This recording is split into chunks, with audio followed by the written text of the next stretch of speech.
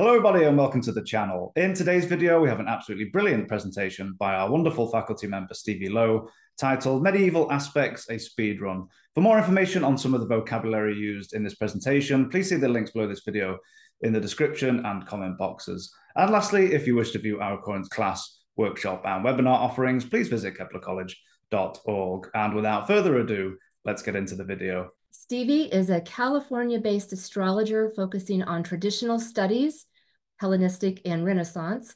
You can find him assisting teachers and students in the KeplerCollege Fundamentals program or in the consultation room. With a background in community organizing, he created KeplerCollege's own Astro Trivia game show, really fun. You can actually watch the replays of that on our YouTube channel. And it was a scholarship fundraising event. So we're really excited that Stevie did that for the college.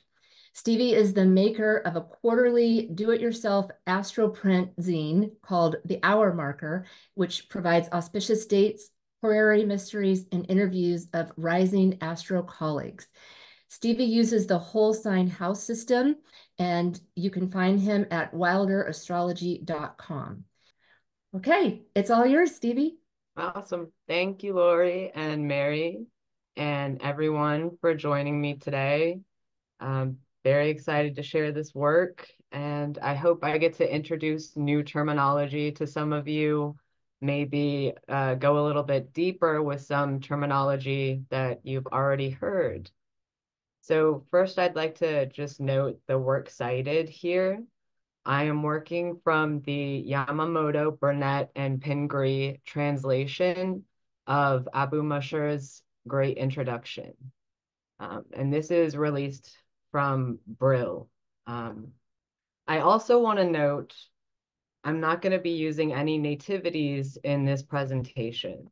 While I do think many of the terms can be applied to particularly movement techniques on a nativity, in the interest of saving time, I am sticking to the interrogations branch of astrology, which will be inceptions, events, horaries.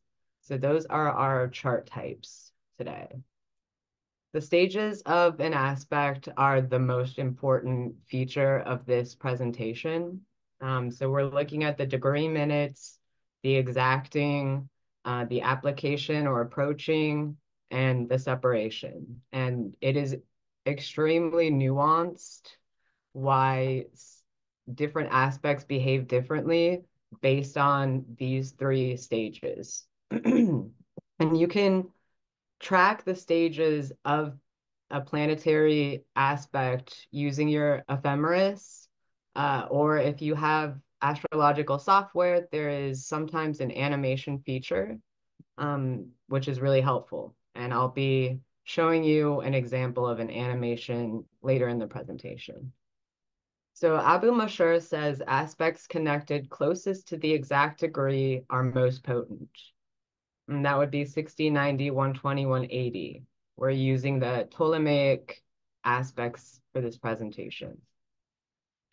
Abu Mashur says when the aspect is distant from these degrees, its aspect is weaker. Its aspect to the 11th or 3rd sign from it is that of a sextile. The 10th or the 4th is that of a quartile or square. The 9th or 5th is that of a trine, and to the 7th is that of an opposition. Now, in these ways, the aspect of the 7 planets to the signs and everything in them. So there is an element to a whole sign perspective, despite the fact that we do have the most potent moment being the exact moment, which would be the closest degree. This is just a visual of what I just explained. We've all seen this before. And application by conjunction. So Abu Mashur does note conjunctions as a way that a planetary aspect type can happen. So the application would not be by aspect, but it would be by conjunction. I like to think of conjunctions as the closest co-present. And my mentor, Karen, likes to call it hanging out in the phone booth together. So you can imagine it's the closest that you can be to somebody.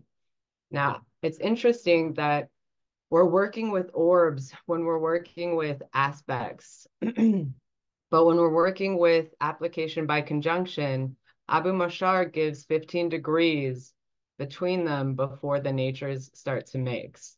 So we can see that when a planet is in a sign with another planet, there is already a relationship building. This is the vernacular we're using today. We have 22 charts and 28 different aspect types. So we are going to go through them quite quickly, and you can ask questions along the way. But as Lori mentioned, if you could ask about the aspect type, that would be really helpful. You could say, what was that collection question? Or I have a question on returning. I have a question on favor and recompense. So using those would be really helpful for me to answer the questions. Now, this is a list of the charts that I'm using here. There's a large number of charts, so we're only sticking to the applicable aspect that's happening. We're not doing a full delineation of any charts. There's a red square because I wanted to just warn everyone and bring to mind that some of these charts are disastrous. And the last thing that I want to do is exploit a disastrous situation. I think that disasters don't happen in a vacuum. And to go very deep into one of these disaster charts particularly, I think it would be recommended to follow a mundane world astrologer who could contextualize it better. But we're not going to be looking at the doom and gloom and death and devastation. We're looking at an aspect type and how it applies to a chart. So this is a way to really peel back the layers and go into the deep mechanics of aspects. I also want to note that in doing all of this research, it is incredibly difficult to find non-disastrous charts. I have a fair amount of my own charts in this presentation, and we just have to keep in mind that good news doesn't always make the news, and we can all appreciate as astrologers that it's in our best interest as a community to do our best to notate times of major world events. Some of these I found in newspaper archives. Some of them I found in old news video archives. So I did my best to avoid the disasters, but unfortunately, they make the news. All right, now we begin. So welcome to the madness. Follow along with me. I am gonna try and take it slow, but we have a lot to cover and it's all nuanced. So I hope I'm not piling on, and if I'm going too fast or anything like that, let me know and I'll slow it down for you. So solitary motion is when a planet separates from an application with a planet by conjunction or aspect and does not apply to another planet as long as it's in the sign. So solitary motion is kind of the nature of Saturn, because Saturn, as the traditional outer planet, never makes an aspect to another planet. So in this way, we can kind of look at it like that. It can also be similar to a void of course moon, although I would argue that solitary motion, unlike the void moon, wouldn't reflect a lack of something happening, but more so an empowerment of the last thing that happened. So let's dive into the chart. Venus is solitary here, separating by a 1-degree orb from Mars and Jupiter. All three of them are angular, and Venus very angular in the 10th, approaching noon, approaching the midheaven. This couple has been married for 16 years. They were quite young when they got married. They had a lovely wedding day, barring a small crisis with some napkins. But I think what's very special about this chart, having Venus in solitary motion here, is that although they married in their early 20s, they, they've watched each other grow and change, and they've had to relearn about who each other is over the years. So Venus, as the most elevated planet here and solitary, is uplifting love, grace, appreciation, connection. This marriage has lasted through two rules that the couple has, which are very Venusian. One, never go to bed upset. So we have Venus culminating up there, reminding this couple to take care of the dirty laundry during the day. And then we have the second rule, which is to show accolades to one another and appreciation and have good faith over criticisms. So I thought this was a really good example of solitary. Next, we have wild. Now, wild is when a planet is in a sign and no planets aspect it at all. When it's like this, it's called wild, and this happens most frequently to the moon. So the moon never receives aspects, the moon is always making aspects. And if Saturn is of the nature of solitary, the moon is of the nature of wild. And there's also another term for wild that people use, which is feral. So if you've heard that, that's what this is. Now, when this happens, there is some times where once the planet is in solitary motion and it's far away from the orb, it becomes solitary and wild. But for instance, our last chart we looked at, Venus was still in a separating orb. So it's not considered wild. It's only considered solitary. Abu Mashar says, when a planet is wild, its application is assigned to the lord of the terms in which it is. And when it goes out of that term, its application is to the lord of the new term. So here we have Titanic set sail. Saturn is wild here. No planets are within an orb aspect to Saturn. Saturn is associated with maritime activities. Saturn looks to Jupiter as the term lord. And in that deferring, we see Jupiter giving a big red flag disguised as a green flag. Saturn is the lord of the moon, which in event charts often represents the people. And if we look at the ascendant as the place where the voyage began and the seventh as the destination, Saturn stopped this trip significantly. Now, William Lilly gives icicles to Saturn. So here we have Saturn in the terms of Jupiter, and we have an iceberg that ended the trip. Transfer. Now, there are two types of transfer.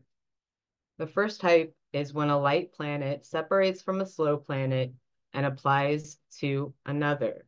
Then it transfers the nature of the planet it is separated from to the planet it applies to. This is a horary. Mercury will rule the object. It's a lost talisman. And we have the moon separating from Saturn and applying to Mercury. So the querent went to the beach with a friend and lost their talisman. So I told the querent that their friend had the item. And indeed, this was the case. Shortly after, the friend called and said, I have your talisman. So we can also see Moon co-ruling the querent here, applying to the 11th house from the 7th, and transferring the item back over to the querent. Now, the second way that transfer can happen is when a light planet applies to a planet slower than it, and a slow planet applies to a planet slower than it, transferring the nature of light to the light planet to the slower planet. So in this case, we have Mercury applying to Mars and Mars applying to Jupiter. And this incident was a twofold incident where there was a problem with the technology, which led to issues in the steam turbines. So there was a power surge after a technical issue. So we have Mercury creating a technical issue, and then Mars applying to Jupiter, creating a system where extreme heat, power surge, and steam shot off the reactors. Collection. This is where two or more planets apply to one planet, and it collects the light and receives their natures. This is a horary. We have Will I Find My Engagement Ring? Now, both luminaries are applying to Jupiter. Although the ring itself is signified by Venus, there is a surmisable expression with both luminaries applying to a benefic. The moon is often a co-signifier of the querent, while the sun is a revealer. Good fortune is on the horizon. So this is also similar, and you can stack testimony here. Now the moon is past by degree minute, the exact square, but we can say that this is also an essence of transfer, which is what the first example of transfer. And later on, we'll see how many of these charts have multiple aspect types coming out of them. The ring was found. Reflecting the light. There are two ways. The first is when a planet or two planets from which signification is sought do not apply to the one to the other, nor do they aspect each other. But they do aspect or apply to a planet, which aspects or applies to a place on the sphere, which would be an angle. So when you're doing a horary or creating an event chart, you want your signifiers to aspect each other. But if you can't get that, this would be a mitigation for aversion. And here we have, is he lying or omitting? This was a horary. The querent and the quaesited are not an aspect. That would be the ruler of the ascendant and the ruler of the seventh house. However, Mercury, who is between them, is closely sextile to the ascendant, which is also between them, thereby portending a potential reconciliation. Now, I thought this was especially interesting as Mercury was that person, because I did tell this client that I thought there could be a reconciliation and shared information here. Since the primary significator of the seventh is Mars, but as the astrologer for this person, I would say that I would probably be Mercury there, going to say, hey, I think you guys can work it out if you have the right communication. Now, the second way of reflecting the light, I've used a chart from William Lilly. This is cited from Deb Holding's annotated version. This is a question about a querent asking Lilly if he will end up marrying the person that he's supposed to marry. So we're looking for connections between Mercury and Jupiter, but we have none. The moon is separating square from Jupiter and approaching Mercury. So Holding says, this chart is a classic example of the power of translation of light, and it is doubtful that Lilly would have given so much credence to the semi-sextile aspect between the main significators were this not adding a secondary support to the moon's translation of light.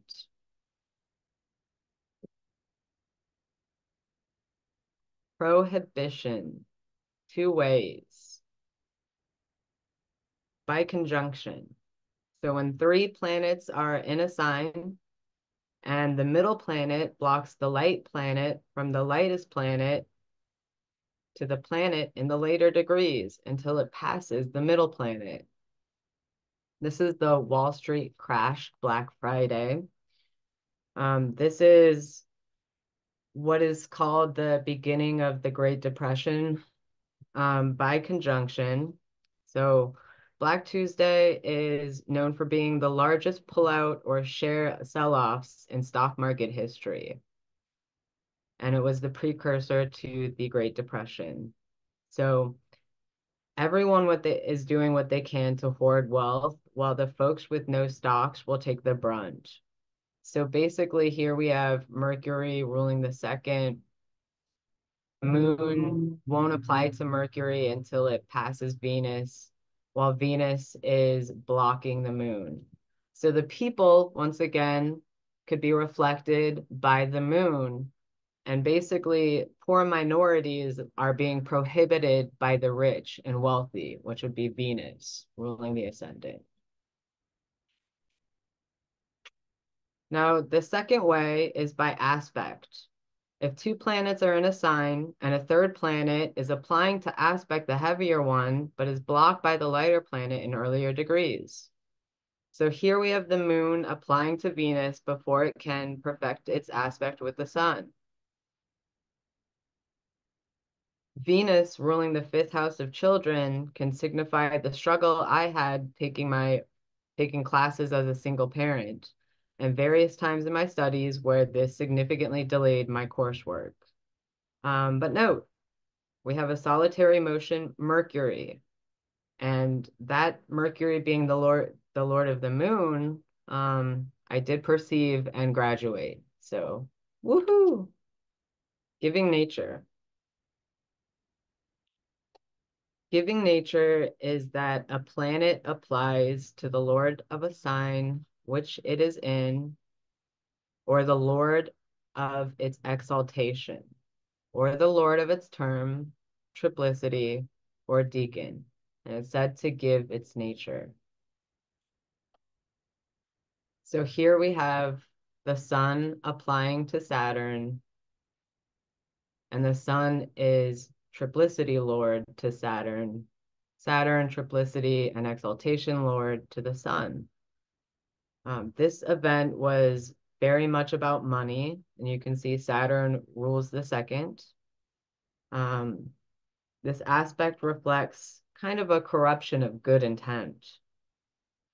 This was a fundraising event, and also they were trying to break a world record by releasing the most helium balloons ever released. Children sold sponsorships, $1 for every 2 balloons. And we can see that was put on by a fundraising affiliate group called United Way. So the 11th house of groups and affiliates aspecting that first house. So 60% of the balloons ended up in Lake Erie, while they projected only 10% to fall there. Heavy rain deterred the balloons from dispersing, so we have fallen element coming out. Consequences of the event, the airport had to shut down for a half an hour to an hour, so we have sun ruling the 9th.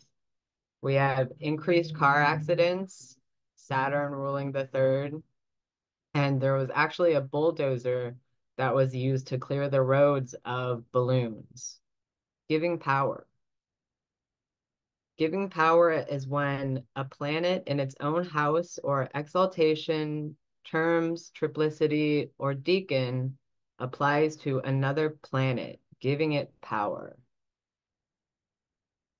So here we have Mercury approaching Saturn, ruling the 2nd house. Mercury has dignity by term, and it's giving power to Saturn here. Now, a mere 2 decades after this establishment, Twitter was sold for a monumental $40+ billion.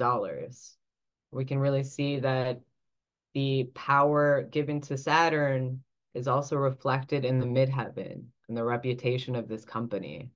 And also, obviously, Twitter was, apt for its word limit delivery when it was created. And later on, we would come to see issues with things like the Twitter files and controlling speech and all of this stuff. So this is just empowerment of the word, control over the word. There are two ways to give nature. A planet with dignity applies to another planet with dignity is the first way. So we're going back to Cleveland balloon disaster. And I especially want you to pay attention to this chart because we'll revisit it at the end when we again talk about stacking testimony. So we have the moon in domicile opposing an exalted Mars. And this is just a great example of how dignity does not equal goodness. The event probably raised a decent amount of money. They were selling $1 sponsorships for every 2 balloons, and there was 1.5 million balloons released.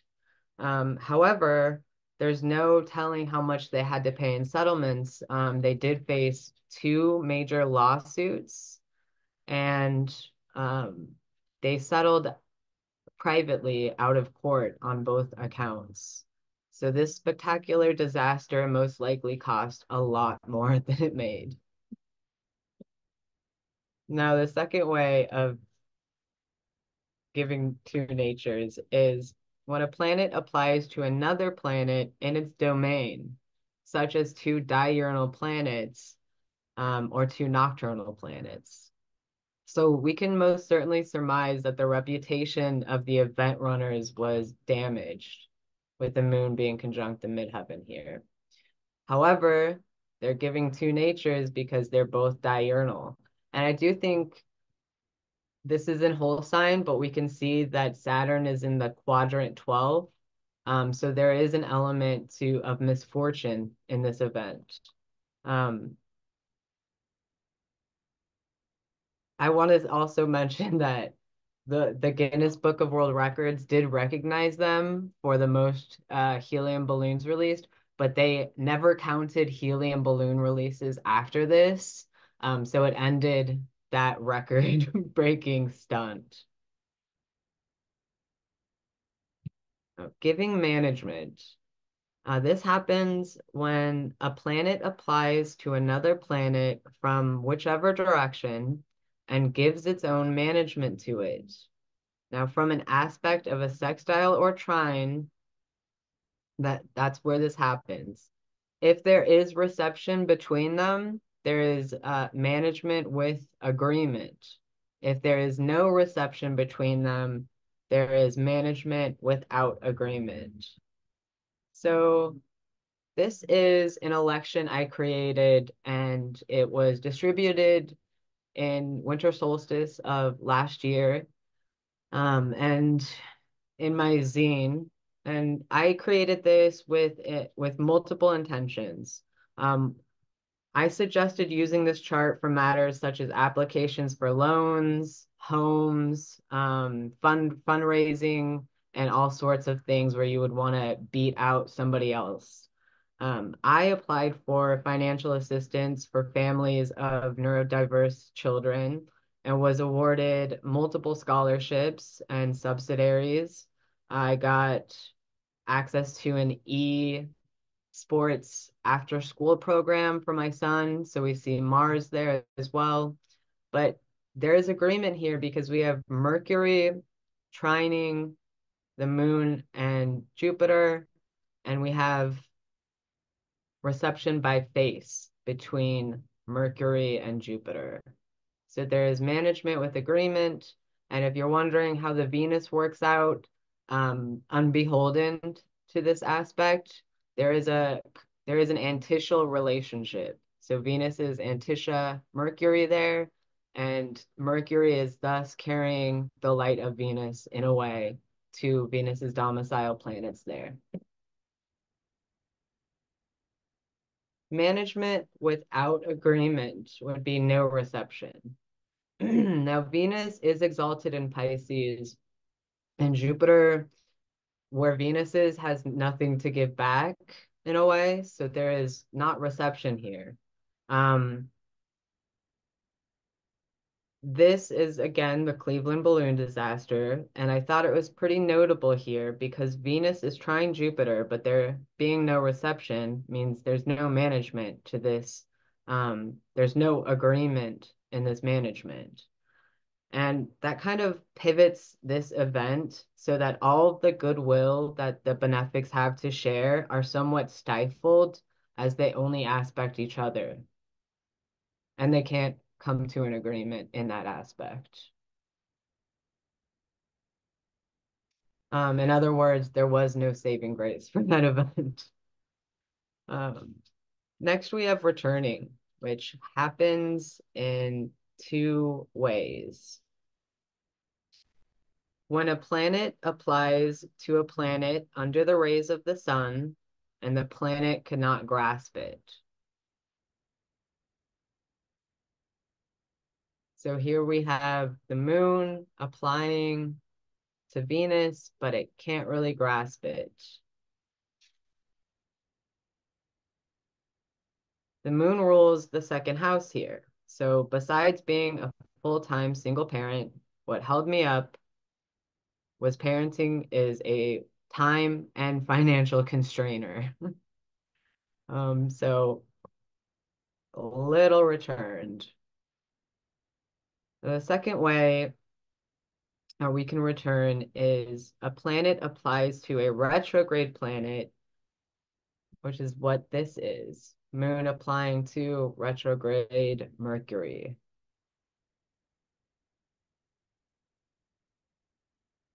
Now, with our second example, there is returning with soundness or returning with corruption. There are three ways to return with soundness. Now, like dignity, returning with soundness, there's no moral or inherent good in this. It's just an affirmation of connection. The first way you can return with soundness is the receiver receives the giver. So in this case, the moon is applying to combust Mercury while they receive each other by exaltation. Now, one theory to explain this disaster is that there were internal fire doors in a central complex, which might have contained the fire had they been closed, but they had been left open. So this incident was a fireworks storage facility that had an explosion, and basically all of the fireworks, a fire started, they exploded, then they all exploded. Now, Mercury can rule doorways and passageways and those liminal spaces. So in this case, we have Mercury, a planet that is associated with doors and passageways, feeding into the moon. And what happened here is that a door was left open, which significantly exacerbated this disaster. Now, theoretically, an explosion was considered highly unlikely because of the storage where the fireworks were kept, were sealed bunkers. But there was a safety hazard because there was several illegal shipping containers filled with illegal fireworks. So because of the illegal fireworks that were also on the plaza, when this bunker door was left open and the initial fire started, the whole thing caught wind. And we can see here how the 10th house ruled by Mercury, the 12th house of hidden enemies, and the moon indicating the people were involved in this. And there was a lot of people that were harmed. And this was due to people being shrouded and going unnoticed, returning with soundness, in order to sneak these shipping containers full of fireworks onto this plaza. The second way to return with soundness is when the giver is in direct motion and the receiver, combust or retrograde, are both in cardine or cardinal or succeedent places. So this is a horary question, is my cat dead? And we can see the angularity of the planets creates an exchange of soundness. The return will be sound, and the planet returning is Mercury, the ruler of the 6th house, the querent's pet. And again, the moon could be in horary a co-signifier of the querent. So we have the cat returning to the querent. Now, the third way to return with soundness, when the receiver is cadent and the giver is angular or succedent. Then the afflicted planet receives management and corrupts it. But when the afflicted planet receives and gives back to a planet in good condition, the planet ameliorates the corruption. So here we have angular moon applying to the combust cadent Mercury. And in that case, we have return with soundness. This was a tragedy, and the child had been murdered when they did find the body, but the body was returned to the family, and there was a suspect apprehended and prosecuted. So in this case, the returning with soundness was the returning of the person who committed the crime alongside the child himself.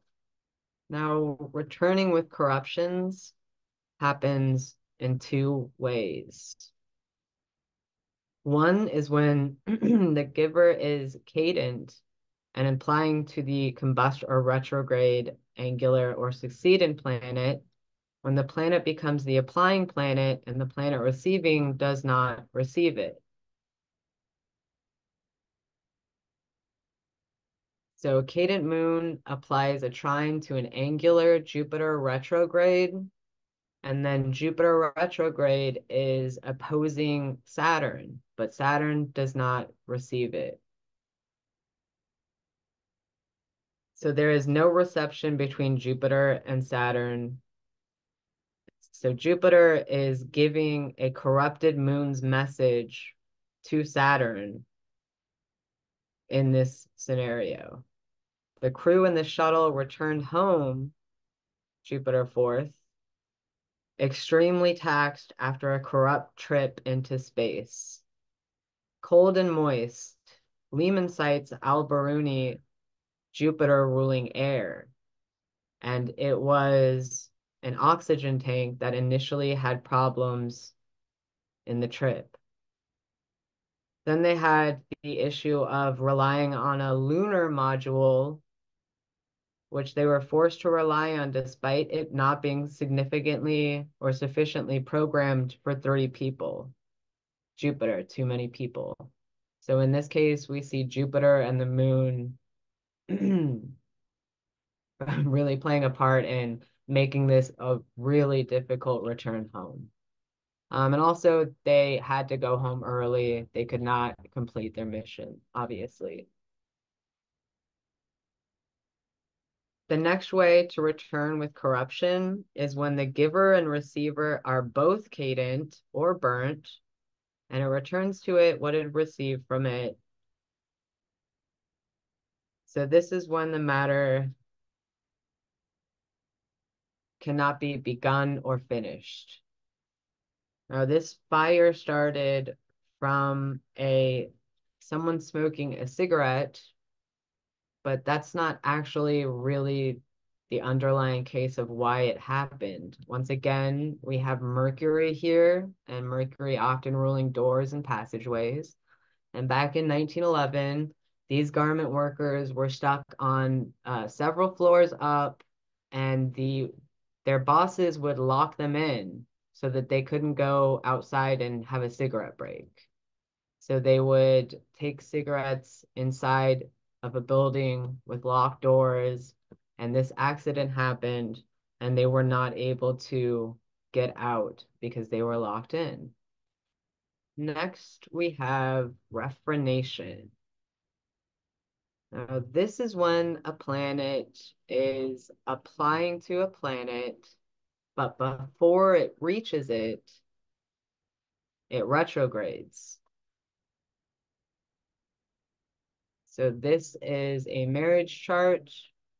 Mercury is applying to Jupiter, but before it can exact, it stations and retrogrades. This was a shotgun wedding of sorts. One of the partners got an immediate career promotion, and they decided since they had to leave the state, they would finally tie the knot after 9 years together. They were leaving their parents, siblings, cousins, their hometown. The Refrenation in question is between Mercury and Jupiter, and it was pretty literal. They were literally moving really far away. So we have the 3rd and the 9th invoked in that. But the most literal part of it was that the church where their wedding was had was very special to them, and they really grew as a couple attending that church. It was a very small, rural little church, and they had to refrain from their pastor and their services. So leaving the church was really hard, but it was a necessary part of their future. Resistance. Now, this is when a light planet in later degrees, a heavier planet in earlier degrees, and a third lighter planet applies to the heavy planet, and then the light planet retrogrades applying to the heavier planet. So the third lighter planet applies to the retrograde planet instead of the heavier planet. So this is a SpaceX explosion. Nobody was harmed in the making of this explosion. They were trying to launch, and they were doing a pre-launch test, and there was an explosion during the test. Now here we have Moon applying to Jupiter, but Mercury will retrograde, conjoining Jupiter fully before the Moon can reach it. So the Moon's next application ends up being Mercury, not Jupiter. So these tests were typical to precede the launches, and they confirmed that there was an anomaly on the launch pad. So I thought anomaly was a great word for this kind of 12th house activity.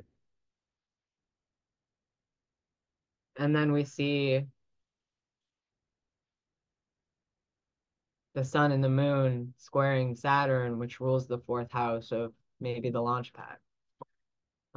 So next I have an animation that kind of shows you what this looks like. So let's see. In pink, we have Mercury and the moon, and you'll see that there's some resistance going on here because Mercury gets in the way. So we really want to pay attention to our ephemeris and our animations, because when we get a chart, we might think, oh, that looks nice. That looks like the moon's going to apply to Jupiter. But the moon really doesn't do that. It really applies to Mercury first. So you have to follow this through. Now, this happened within a day. So you do want to look at those features of your chart and look into the future of them.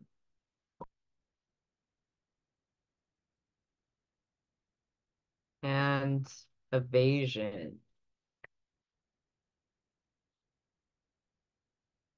Evasion is when a planet is going towards an application, but before it reaches it, the planet to which it is applying to shifts into another sign. So when the giver changes signs, one of the planets is closer than it, and the application to the other planet of the first is aborted. So here we saw this chart before. We have Mercury making that approaching aspect, but before exacting, Venus will ingress into Libra, evading the aspect. So the querent met with a consultant whom they had seen before and who is reputable in their field. Previous encounters with the consultant went very well, but this experience differed.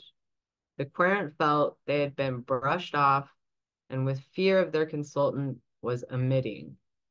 They had also made a purchase from the consultant store and needed further clarification on how to use this product, which they didn't have.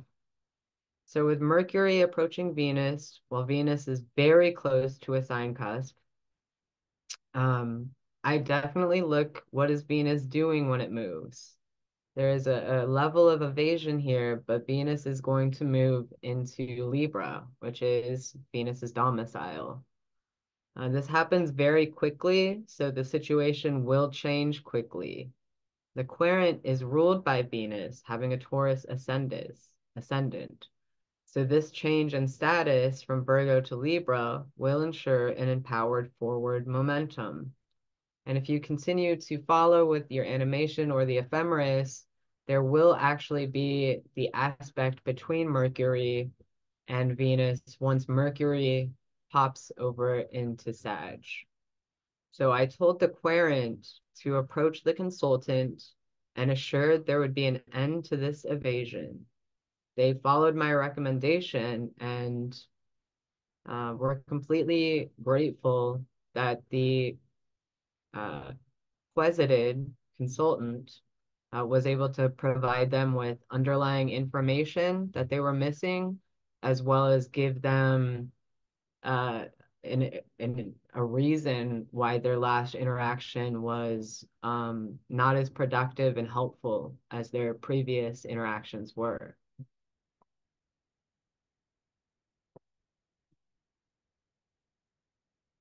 There are 3 ways to cut the light.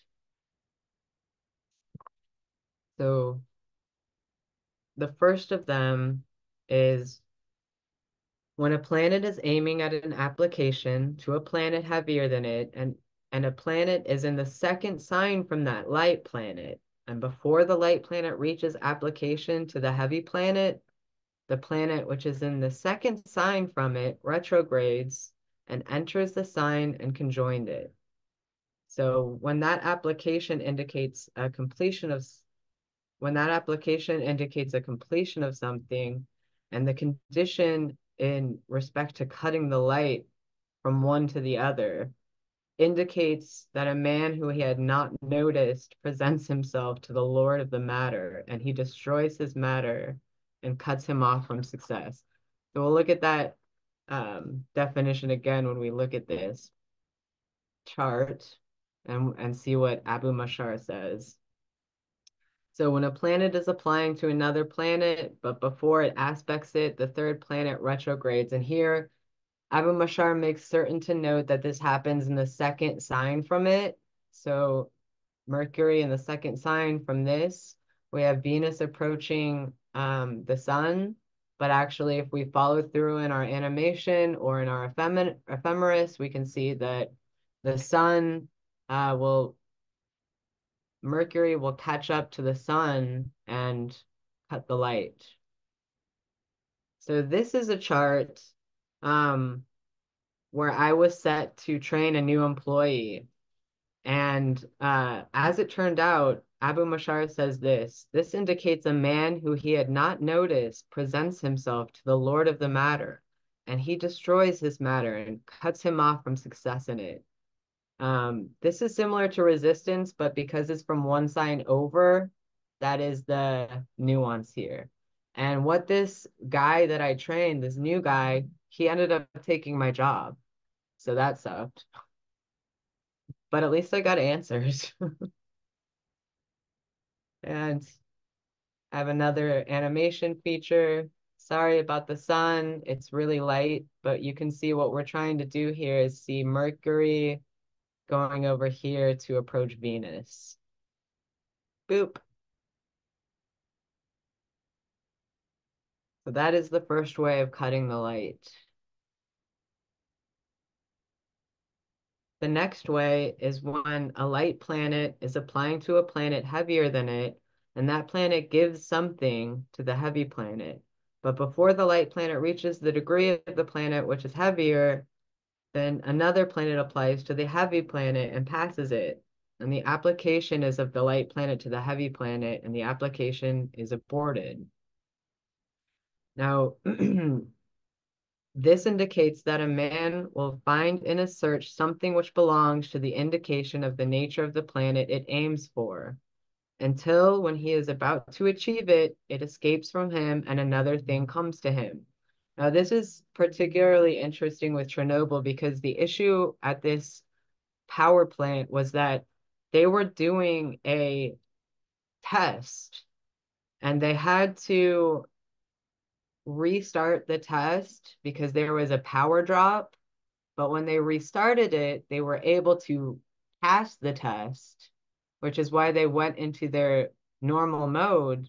And then because they had sort of kind of undercorrected or overcorrected, and there was a problem with the reactors, it triggered the reactors. So here we can say, even though they have claimed that they got a passing test before they went to they were testing their cooling systems, their off-power cooling systems.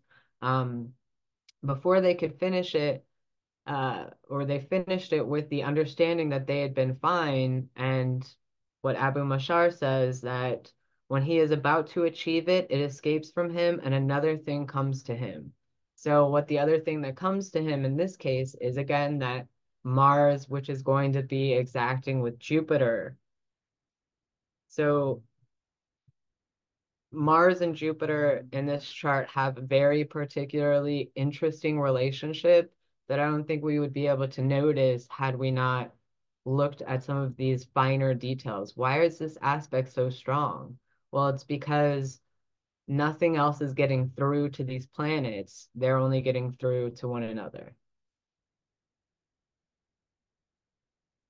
So the third way of cutting the light is a planet applies to a planet that is not the lord of the matter, and it transfers to a planet other than the lord of the matter. So in this case, we can look at Jupiter or Saturn as the ruler of the car. We can see that the moon is separating from an orb of Jupiter and applying to Mars. So the Jupiter, the lord of the matter, is also wild.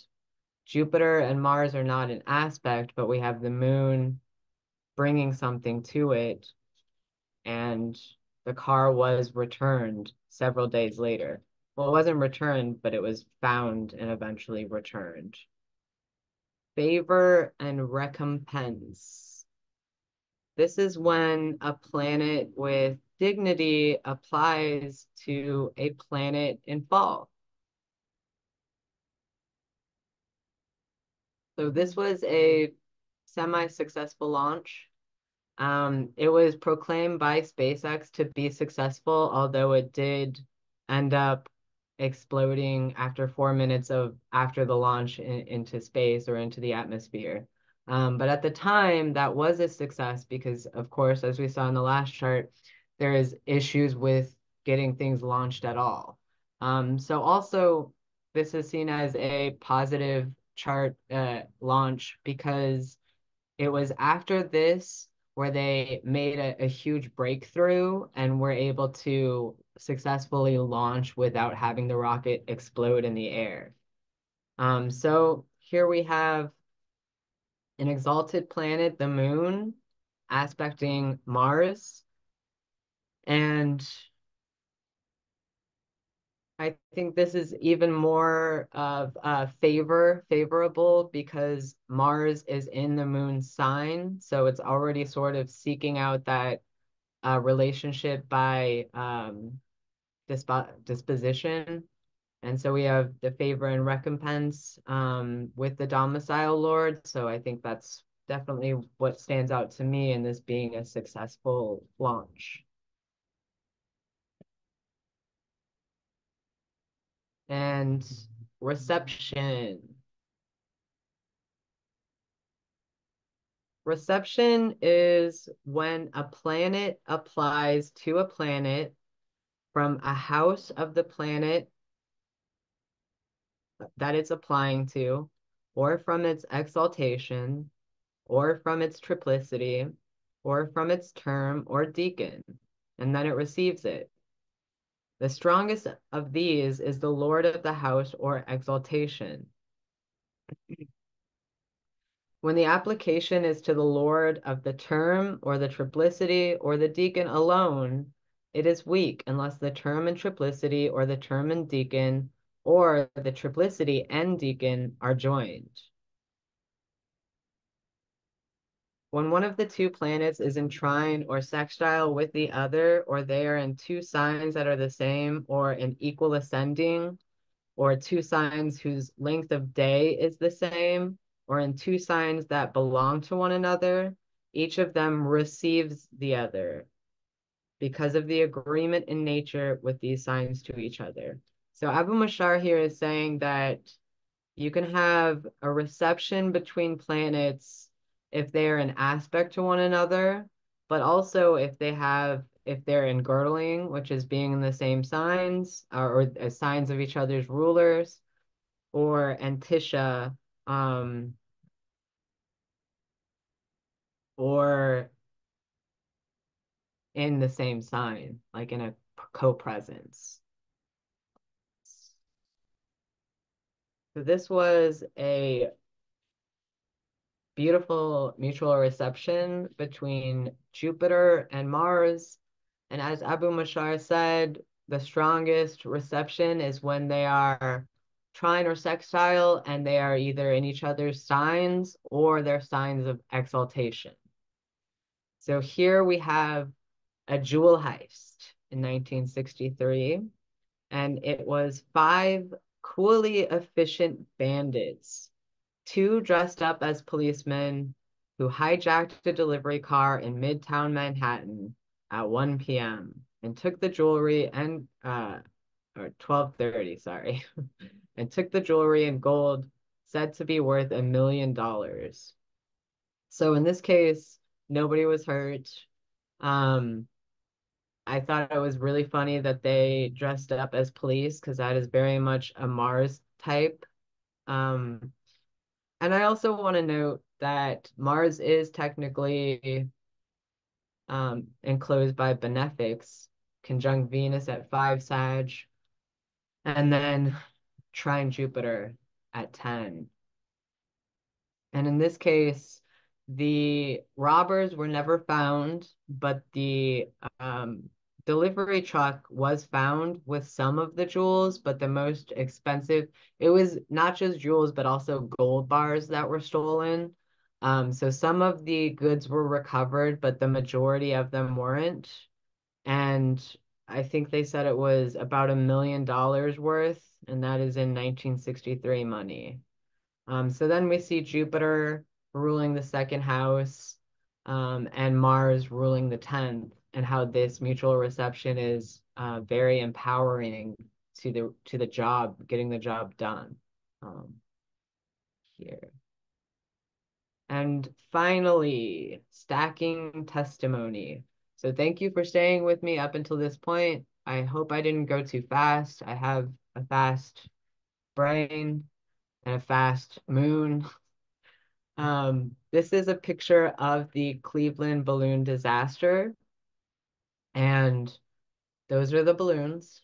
How we stack testimony in this case is we're looking at giving nature, giving to natures, giving to natures, giving management without agreement. So all in all, the biggest issue with this event was that their projection of where the balloons were going to fall, it's actually really ridiculous. The newscasters are like, oh, I think they're all, sorry, Canada, they're all going to fly over to you. And they're just trying to pass the buck, like, oh, don't worry, Canada will deal with it. But there was extreme cloud coverage that day, so the helium wasn't strong enough to stay afloat. So basically, it was a mixture of, you know, fast planning, not thinking things through, disproportionate projections. We think 10% will fall into the lake, but really 60% did. Um, just overall poor management happening here. So it was a disaster. And also with this, there were nobody was harmed. There was a horse that was traumatized from it, and the horse's owner was one of the people who won a lawsuit or settled a lawsuit out of court. And then there was two missing fishermen from the night before this event who were extremely difficult to find because there were so many balloons in the water. So those are the two major issues with the event. But that's it. This is my citations, and I have all of my chart sources here. Thank you. Thanks, Stevie. That's a lot of information. We have some questions, and I would like to invite those of you who put a question in but didn't mention the type of aspect. If you could pop that in, you can even put it in the chat box because then I can see it since it's two different boxes. So I'm going to start with those of you who actually put the name of the aspect that you're asking about, so it's easier for Stevie to hone in on that particular type of aspect. And if you forgot to mention that, please go ahead and put it in the chat box, or I might call on you and ask you to give us more information. Are you ready, Stevie? Okay. The first question isn't about an aspect, but it was about the term lord. There was a question about why is Jupiter the term lord? Do you want to just briefly talk about the essential dignity and how that works? Yeah, well, there's of course different terms. There's Ptolemaic terms, Dorothean terms, Egyptian terms. So terms are segments of the zodiac that are broken down and ruled by planets. They vary in chunks, so there's not an agreement like there are in the decans or faces, which are broken up by threes, 10, 20, and 30. And so when the planet was in solitary motion or wild, it is a lot more reliant because it's not making any aspects to a planet. It's much more reliant on the term lord of the particular slice of the zodiac that it's in. Thank you. Okay, collection. So we're looking at the aspect of collection. And the question was, where was the ring found? Well, it's really funny with that chart because it was found in the sweatpants of the person, and you had Mercury, then Mars conjunct the ascendant, then the ring. So it was like Mars was the sweat. I like to think of Mars as the sweatpants that was blocking Venus from being seen by the ascendant. Okay. You didn't even have to look at the chart. You just knew that. Okay, the next question is on refrenation in the natal chart. And if you could just cover that one more time, like what is it and also how it works with the transits. Yeah. Well, refrenation happens when a planet is going to go retrograde before aspecting, before fulfilling the exact of that. So if we're looking at it in natal, this would be where we look at secondary progressions. And if your natal planet is going retrograde, that's when you'll say, if say your natal planet is stationary and goes retrograde multiple weeks after you're born, then multiple years in after you live, then that will happen in your natal chart. So that might be you feeling like you want to change majors in college. Like, I was going to be this, but then I wanted to be that. Why did that happen? It could be because a planet retrograded and lost its application to the planet that it was originally applying. You can also use this in something like a solar return chart where you say, oh, the Lord of the Year is experiencing Refrenation, so I might want to keep in mind that I might have to pull back on something this year, even if I want to go forward with it. That's helpful. Thank you. This is a question on house system. Can you apply these aspect types to a quadrant-based chart? Absolutely. Absolutely. As Mashar noted, he is saying these are whole sign relationships, but he's also saying the tighter the aspect, the tighter the experience, the more dramatic the experience will be. So we do aspects by numbers as well as by sign. Okay.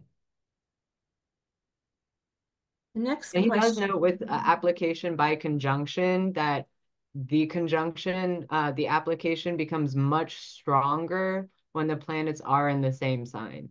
So you can be in an application of conjunction out of sign, but the mixing of the natures is weaker. Makes sense. Okay. I'm going to ask Katerina, you have a question about the car returned in bad condition. Would you please put in the chat box which aspect you were referring to, and the same with Darlene? You had a question. That was, I think, cutting the light. Oh, okay. If you know what it is. Yeah, so the car was found in working condition.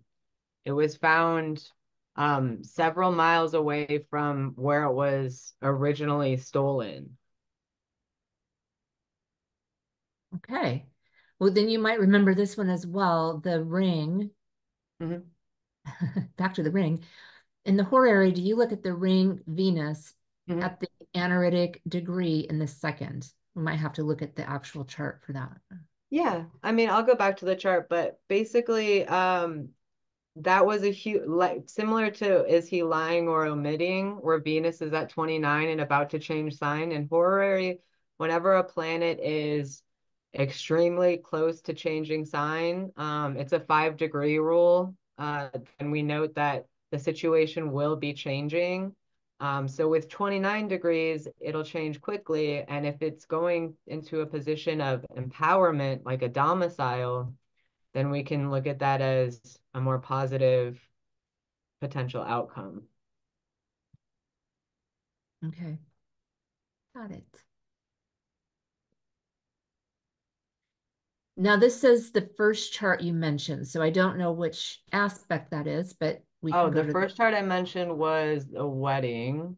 Yes. So the question is, was this a happy marriage or more kept together out of responsibility and a sense of duty? And then the second question is about the chart giving management. Thank you, it was there. Why is Venus not received by Jupiter in its own sign, since Venus is exalted in Pisces? I think that's what you meant. Because Venus can't offer Jupiter anything, so it's not a full reception. Jupiter doesn't have anything special going on in Scorpio. So if anything, it's saying, oh, I'm in your favorite place. Don't you want to be here? And Venus is like, yeah, I don't actually like this place. It's really far away from my home, and now I have to watch you in yours, and it looks funner over there. So in this case, they are very happily married. I think Venus definitely is like, this is a debilitated Venus, but this is again how we don't use moral good or bad for dignity and debility. It just doesn't mean morally good or bad. This relationship is fueled by love, which is what we see in the chart. The most elevated planet has a single-minded focus that is correlated to the planets in the first and the seventh, that is like, this is really all about union. Okay, thank you. Mm-hmm. The next one, Darlene, I'm not sure which aspect you're referring to when you're talking. Maybe Stevie, you'll know. It's reception. Oh, reception must be the aspect type. Sorry. So planets in each other's signs in adjoining houses, Venus in Virgo next to Mercury in Libra. What about this? Is it weak? If they have, which Abu Mash, I did lightly touch on this, if they have a connection in an Antisha connection, if they have a Dodecatemoria connection, if they have a connection by engirdling, then they can be unbeholden and still have a connection to sharing light. And I sort of touched on Antisha with the election chart that I mentioned, where Venus is unbeholden to all of the planets that are in the second and to the planet in the 10th. But because there's an antitial relationship to that, then we can see Venus is actually being able to, there's a translation of light between the aversion. Okay. This next question is about speed. So it's about how to recognize applying or separating aspects without checking an ephemeris. Do you want to talk about that? Yeah, well, basically you need an ephemeris. You need an ephemeris or an animation. I mean, that's what we use. We can't just, there's just, I mean, if you have an A-lab, then go for it. But you're gonna have to get your own timing device in order to track the planetary movements, if you don't use software or an ephemeris. And there's an ephemeris online. I think that there's access these days free. Yes, astro.com definitely has probably AstroSeek as well. Yeah. Okay. This is a question about reception in general. It does not refer to any of the charts. Oh, okay. I think that's the one that you already answered. Sorry about that. Oh, cool. Okay. Those are all the questions. Oh, there's one more. Lynn didn't put it in the Q&A, but I'm going to ask anyway. Lynn would like to know if you're going to be teaching a class on this topic. I really want to. We have a workshop in the works. So in that workshop, we're going to go a lot deeper in orbs and the Antisha and the applications other than aspects that were kind of mentioned at the end in the reception. So there will be deeper looks at this, stacking testimony and telling stories, and then also looks at how planets can connect without an aspect or a conjunction. Yeah. So I'm curious, for those of you who are interested in, would you prefer a 5-week class or would you prefer a workshop on this? I'm curious to know. That would give us, KeplerCollege would like to know. So feel free to put in the chat box, like, I want to, one day workshop or I want a 5-week class. Really curious to know what you would be most interested in.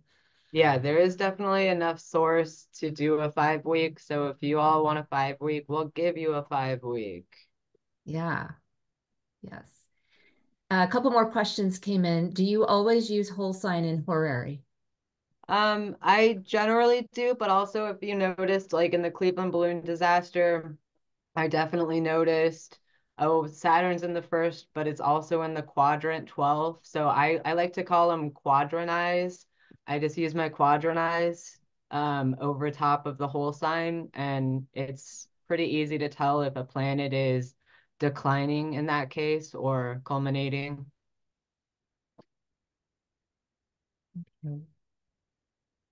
And this has nothing to do with the presentation, but somebody would like to know about the pictures behind you. What are they? They look really nice. Oh, it is Chris Brennan's calendar. And then the very top picture is my nativity that somebody painted. And then the bottom one is Taurus from Urania's mirror picture. All right. Well, I'm seeing that a lot of you would like a class. So that's really good feedback for Kepler. So thank you for those of you who expressed your desire. All right, let's see. Which terms do you prefer to use? I like the Egyptian. Okay. Is there a particular reason why you choose that one? It's earliest. I like early. Early bird gets the worm. Okay. And which translation do you work from? I know a few people were asking in the chat about more information. Do you have other suggestions? Yeah, I mentioned that in the beginning, so you can go back, but it is the Yamamoto, Burnett, and Pingree translation of the Great Introduction, and it's published by Brill. And it's a translation that has it's derived from the Arabic, and it has an Arabic version along with the English translation. Wonderful. And I know Mary already posted a link to that one. So, and I've already sent it off to Callum, so don't worry, when the replay gets put on YouTube, he will include those resources so you will be able to have access. Okay, so I've already asked which translation you work from. One last question, and I think we're going to wrap up. What were the degrees of orb mentioned earlier linked to certain aspects? So in this presentation, I actually stuck with I didn't stick with the traditional orbs. My orbs are much tighter in this translation. And if we want to talk about orbs, you're gonna have to come back to the class. The only orb that was mentioned was the conjunction. And I added that because I thought it was specifically interesting that Abu Mashar gives this 15-degree blanket orb for any planet that's in the same sign as another. Whereas if you're doing an application by aspect from planet to planet, you have to find the moiety between the two orbs. Okay. All righty. Well, All right. I think we're going to wrap it for the day. Thank you so much, Stevie. Tell everyone how they can find you, please. Yeah, you can find me at wilderastrology.com or Cosmics Comics with an X and another X on X or Instagram. Okay, and we'll definitely include your socials when we post the replay on YouTube. So Thanks. thank you everyone for joining us. Thank you, Stevie, for your presentation. Thank you, Mary, for helping out in the chat box. Hopefully we'll see you next time in our next webinar. So thank Bye, you. everyone. Bye.